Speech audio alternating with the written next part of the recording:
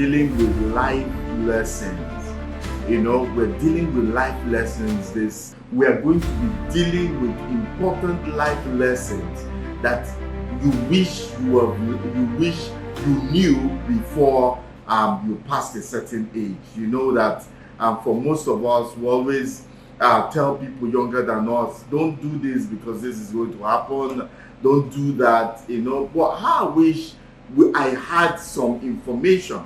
How I wish I had I was privy to some information of what people have gone through. I'm sure I wouldn't have struggled much in some certain areas.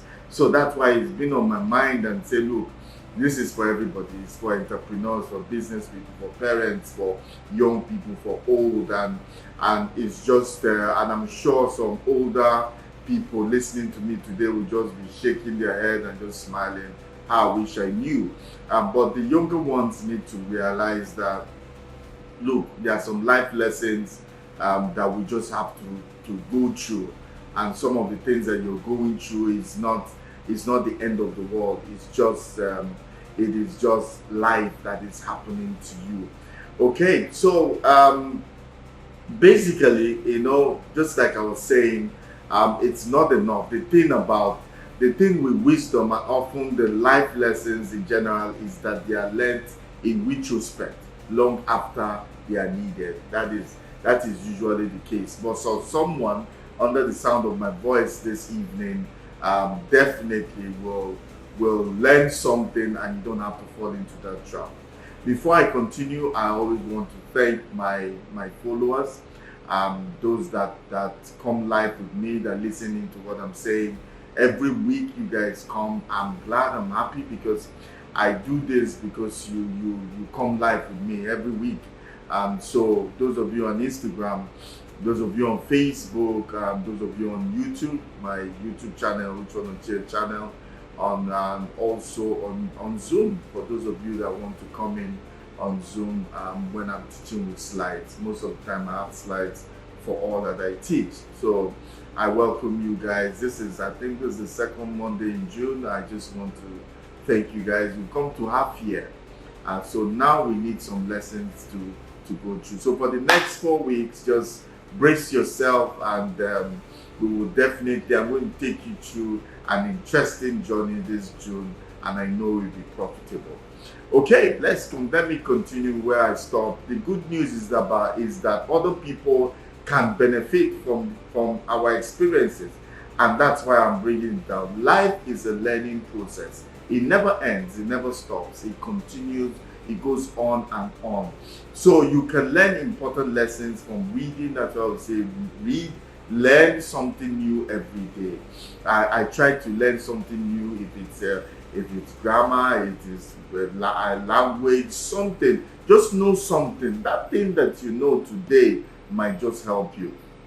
A guy, I think, I have a friend. He comes around and tells me, why am I always watching Nat Geo Wild? Nat Geo Wild is a station on DSTV. To those of us that are in Africa and in Nigeria, DSTV, they have this Nat Geo Wild, and they also have National Geographic, and there they show a lot of survivors in the wild, how to cope with certain things, you know. So when the guy comes to my house, he just sees me watching those things, and he said, why do I watch it? I said, look, just watch it. No knowledge is lost. Only for him to travel for a safari. I think, I can't remember where, Tanzania. He went to 3 countries, Tanzania, South Africa, somewhere in that Southern African country. Their vehicle broke down, and it took like 2 days before they could get the part. They could get parts for the vehicle, so they had to camp out for two nights, and in the midst of wild animals, you know. And he said a lot of people were afraid. A lot of people were the guards and try as much as possible to keep them calm, but a lot of people were not comfortable at all. And he said one of the things that made him go through, one of the things that made it easy for him to go through that experience was that he used to watch Nat Geo Wild, which I introduced him to. So He remembered some survival techniques, and that helped him a lot. Helped him a lot. So he came back and thanked me, and told me about the things that he went through. Okay, so it's no knowledge is lost. Try and learn something every day. It can save you a lot of time and energy by learning from other people's experiences, even from other people's mistakes. In this series, I'm going to bring about 9-10 points every day that we're going to look at, and we're going to talk about it. Today, I'm going to bring you some points that I think is very important that we need to know. The first one, I want to start with the issue of money. Listen, guys, money will never solve your real problem. Money answereth all things, but it doesn't solve some certain issues. There are some things that money cannot solve. Health, for instance. But before I get there, let me just say, money is a tool. It answers. It's a commodity that buys for you the things that you want, the necessities of life. But it's not a panacea for all your troubles. This is really not a panacea for all your troubles. There are great people. There are great people that are living very little. Because if money could solve all things, it means that the people that don't have money will be very highly, sad. But we have people that don't have much, but they are living wonderful lives, full lives, and happy lives. All of us, nowadays, I don't know where we got this notion that all of us must be billionaires and millionaires before our life, before things are good. Where did we get that from? How did we come to that knowledge that, we just need to have so much money to make us happy? It doesn't make you happy. It solves things. It can give you happiness, but it can't even give you joy. Joy is that thing that is internal. Joy is that thing that makes you smile when nobody knows what is happening, make you laugh when you are alone. You have that joy. But happiness, most times, is just short-lived. There are great many people who have quite a lot, billionaires, but they are living terrible lives. Have you ever wondered why is it that people that have everything in life commit suicide? How can a billionaire jump off a 50-story building? What can that be? Is it money? It's not money. Is it that he can't travel and have vacation all over the world? Those things are not. They are not. They at some point. I was listening to someone on social media. He said, part of the problems we have is that we have many desires, many wants. I say somebody that is healthy desires many things, but somebody that is sick, terminally sick, only has one problem: they want to recover. Someone in the hospital that can't walk, he's not bothered about the clothes he wears, the clothes and the cars he has. He's just bothered about one thing: I want to walk again. So we need to reconsider. Money can do some certain things. Money can buy you a house, but it can't buy you. Money can buy you a house, but it can buy you a home. You see, I watch a lot of this medieval times. Europe and the kings come and go is one of my favorite pastimes to watch, about the rise and fall of kings. And they married out their daughters, and they always tell them it's not about love, it's about country, it's about country. And they lived a lot of miserable life. Just very few, very, very few of them ended up loving their partners. And it's so you can look at royalty, and the royals are looking at you like you're in heaven. You can do whatever you want, but they can't do anything that you want. I remember when I was a child, we could go out. We had bikes. I had roller skates. We had skateboards and all that. We can go out on the streets. But now our kids can't do that because like now in the city where I live, our kids can't do that because the kidnapping issue, and it was bad. So everybody was just shielding their kids. So now you have the money, but you have a secluded life, and you're not able to enjoy. So there are many things that you cannot have. You can love can even buy you a relationship, but it can't buy you love. People marry because of money, but it doesn't produce love at the end of the day. You can have great, fabulous cars, shoes, and all those things. It can give you a bit of security, but I've seen presidents that have great motorcades, but they were still assassinated.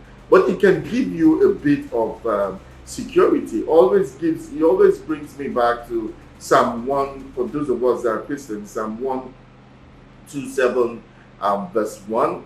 It says that except the Lord builds a house, they labor in vain that build it. And the part B says, except he watches over a city, the watchmen watch in vain. In terms of security, it's God that protects us, especially those of us in Africa. He protects us because we leave the home in the morning. We don't know if we're going to come back.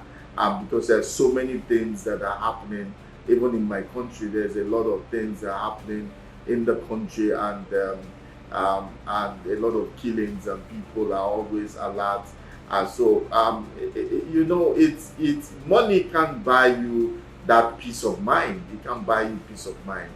It cannot fix a broken relationship. It cannot cure loneliness. You can be married and be lonely. You can be midst of people and you're lonely. And the happiness it brings is only short-lived, and it doesn't really, the things that you really matter, it can give it to you. Happiness or joy is not for sale.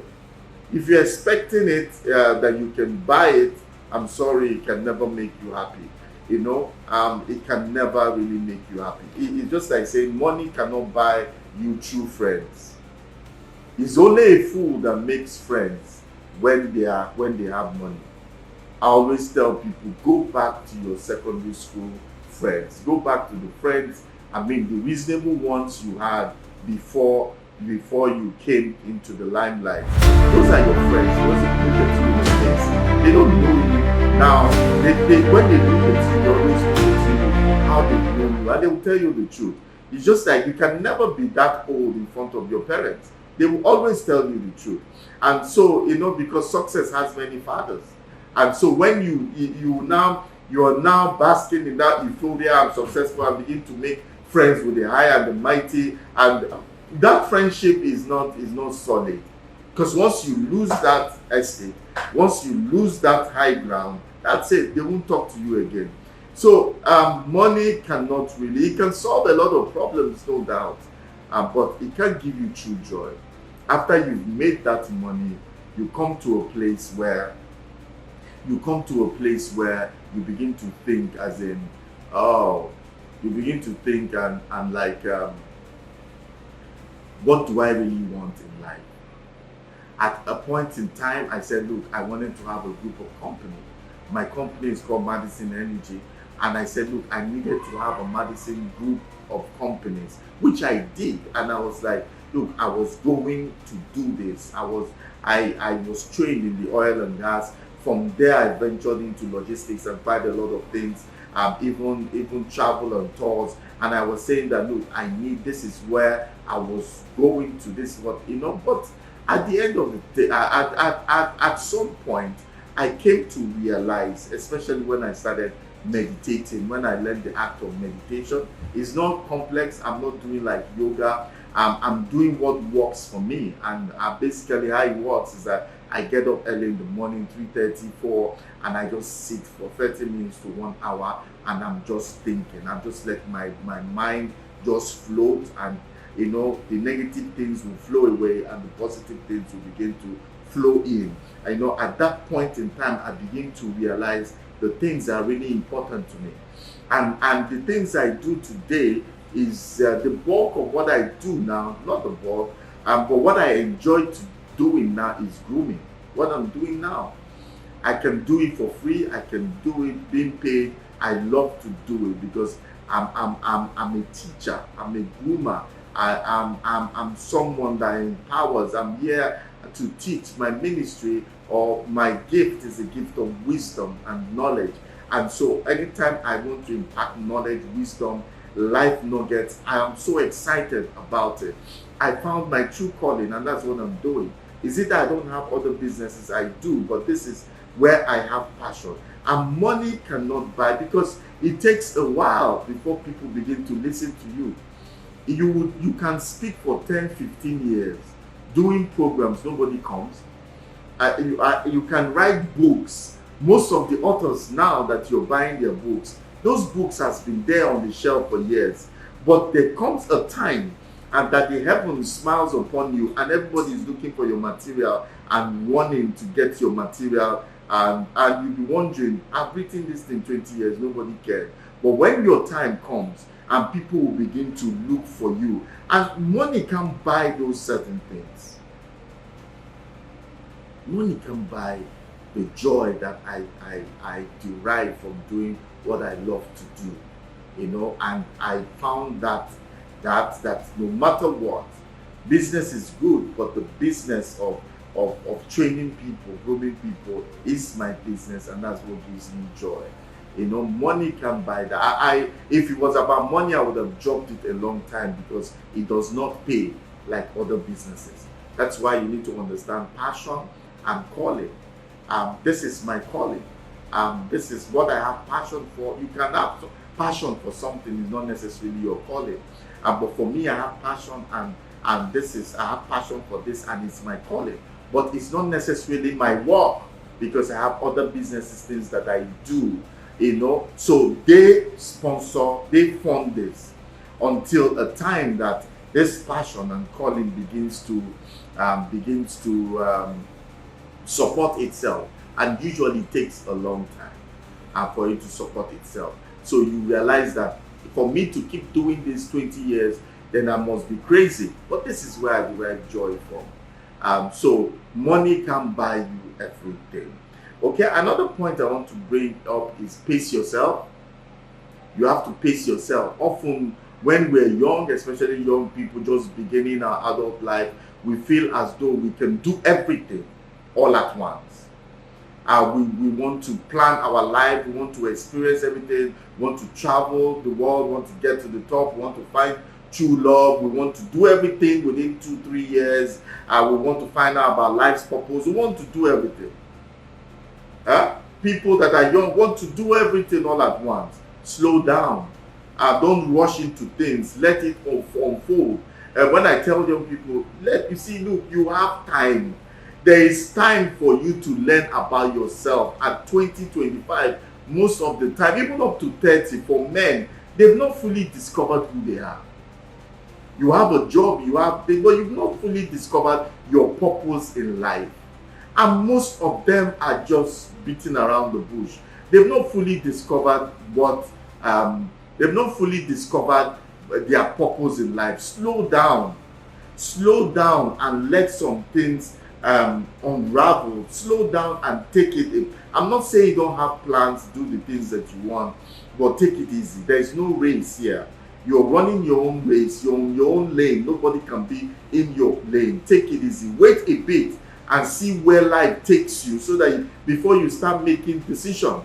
Don't get to your school and say, oh, I want to make friends. I want to be friends with this, to be friends with this. My son one time was asking me, how do I make friends? I said, look, just take it easy. The ones that are your true friends, gradually, water always finds its level. Gradually, don't make friends because it's the first person that you met in school. Have friends and be friendly with people. Gradually, you will see the ones that suit your purpose, suit you as a person, that understand you. Because friendship is something that is very valuable. It's not something you should just get into. It's something that is I feel is one of the gifts of life, to have good friends. So you don't rush into it. Take your time. Wait a bit. See how things are. Weigh your options. Don't be in a hurry. Weigh your options. I don't know where a 20-year-old or 25-year-old is running to. He has the rest of his life ahead of him. Take time and see where life goes, and ask questions. Always have mentors. Always have people you can ask questions. You know, every bit of food you take in, take time to enjoy the things around you, or is around you. Nigerians, or let me say Africans and black people, sometimes we don't take time and to enjoy the scenery, to enjoy some of the landmarks, and we just, it's later on in life we begin to enjoy those things because we are striving and running to get some things done. There's nothing wrong with that, but sometimes allow yourself time to think, to mull over things a bit before taking actions, because some of these actions can be critical in your life. So you need to take time and do it. Working towards your goals and making plans for the future is commendable. Nobody can stop that, and often is very useful. But rushing full speed ahead towards anything is one-way ticket to becoming to have burnout, and to burn out, and a good way to miss your life as it passes you by. Try to live in the now. Enjoy yourself in the now. Do things you need to do in the now. The future brings anxiety. When you dwell much in the future, you become anxious. Anxiety enters into your being, and that's where you have midlife crisis, because you are thinking about the future and thinking about the future, and you're not measuring up. Before you know it, you become depressed. Take time, allow things to unfold. You see, if you are 20, at 25, some of your tastes will no longer be the same. What you're thinking at 25 to 35, believe me, is not what or what you take as important between 25 and 35 is not what you will take as important at 40 to 45. Different things, you begin to have different feelings.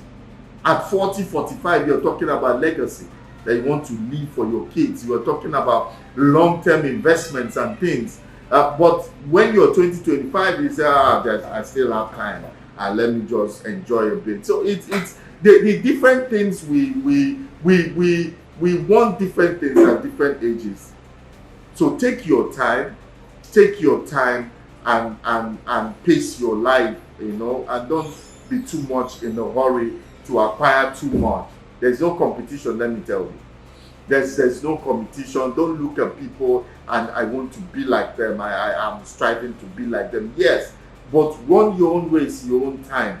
Understand, learn about yourself. The greatest gift and the greatest advice I can give to you, young people, is that discover yourself.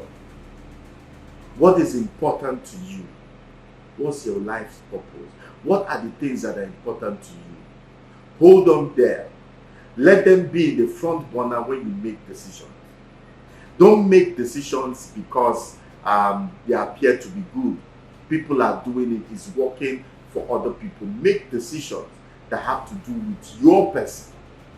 You see, because your success, your advancement in life has to do with what? It has to do with your advancement in life has to do with everything that has to do with you. Your skills, your talent, your all. These are the things that promote who you are. So you need to know who you are, because your strength, you need your strength to be able to work that thing out. So when you're not working according to that, your strength, when you don't know your strength, you will not be able to achieve what you want to achieve. Okay, so pace yourself, take time, and sometimes God doesn't tell you everything at once. He tells you things on a need-to-know basis. So you have to allow yourself to get to a certain point that God uses situations and things and circumstances to teach you and point you in the right direction. So when you're not taking that, when you're not mindful of that, you see that you might miss the direction God is pointing you to. Okay. Number 3 point I want to bring out is you can't please everyone. Believe me, you cannot please everyone. Not even your parents, not your siblings, not your spouse, not your girlfriend, not your boyfriend, not your male or female friends. You can't please your boss. You can't please everybody all the time. You can please them sometime, but you can't please them all the time.